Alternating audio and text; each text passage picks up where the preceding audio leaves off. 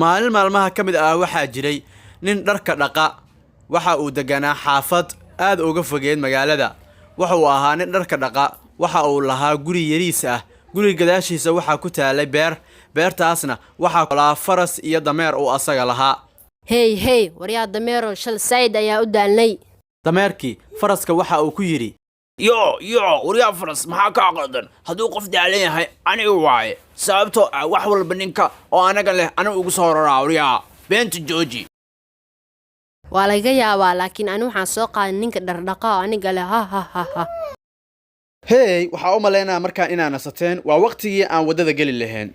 hey subax kasta ninka dameerka iska leh waxa uu soo wadi jiray dameerkiisa iyo faraskiisa wuxuuna ku rari jiray dameerka dharkii uu dhaqay ee lahaayeen dadka islaameed. intaas kadibna waxa uu fuuli jiray faraskiisa waxayna u safri jireen xaafadaha ka fogfog si ay dadkii iska lahaa dharkaas ay ugu celiyaan. maalintii oo dhan shaqadiisu waxay ahayd inuu u geeyo uuna siiyo dharkii uu soo dhaqay dadkii iska lahaa. sidoo kaleeto waxa uu ka soo aruuri jiray kuwa wasaqda ah. si kastaba ha ahaatee dameerka waxa uu ahaa mid saa'id u daalay maadaama dharkii oo dhan lagu soo raray. markuu imaado xerada waxbuu cuni jiray hore ayuuna ka seexan jiray. maxaa kugu dhacay dameer? hore ayaaba ka seexanuusaayey. ka waran haddaa wax yar bannaanka ah ku soo ciyaarno dameer?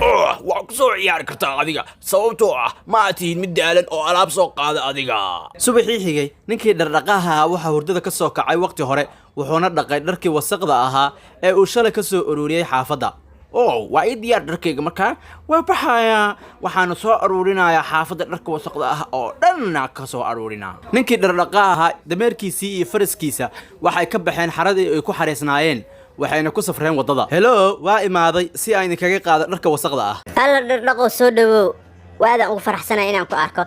dharkan waa kuwii aan aruurinayna asbuucan oo dhan marka waa inaad noo soo dhaqdaa. aadaan ugu faraxsanahay waa soo dhaqi doonaa dhammaantood mahadsanid. ninkii dhardhaqaa ahaa wuxuu bilaabay inuu dhammaan xaafadaha garaaco uuna ka soo ururiyay dharkii wasaqda ahaa.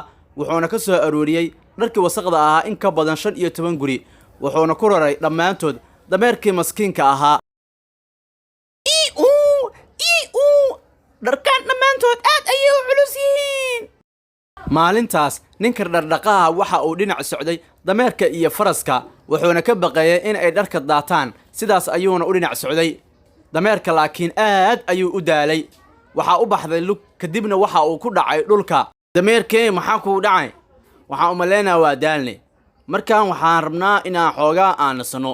ninkii iska lahaa dameerka waxa uu fadhiistay geedka hoostiisa si uu xoogaa u nasto laakiin dameerka waxa uu ahaa mid aad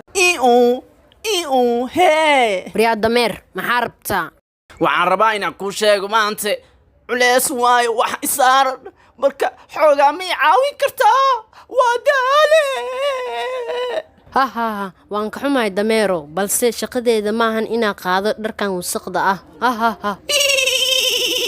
ugu dambeyntii ninkii dameerada iska lahaa waa uu soo kacay dhammaantoodna waxa ay galeen waddada. dameerkii waxa uu qaaday 2 tilaabo kadibna si lama filaan ah ayuu dhulku ugu dhacay. alla dameerkayga maanta saa'idaas u daale dhulkaas ku dhacay waxaan u malaynaa inaad daashay aadaa uga xumahay maanta hoo biyahan iyo cab dameerkaygi.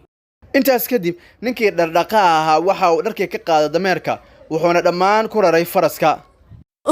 culeys badana.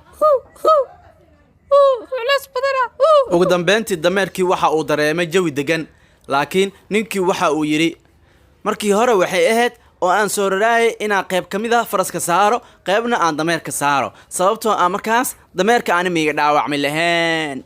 culeyskii oo dhan markii la saaray faraska waxa uu ahaa mid aad u dhibaatoonaya dameerkana ma ahee mid caawinaya. waxa uuna soo qaaday dhammaan dharkii oo dhan intii guriga loo soo socday. markii cuntada la keenay faraska waxa uu cuni waayey sababtoo ah aad ayuu u daalanaa.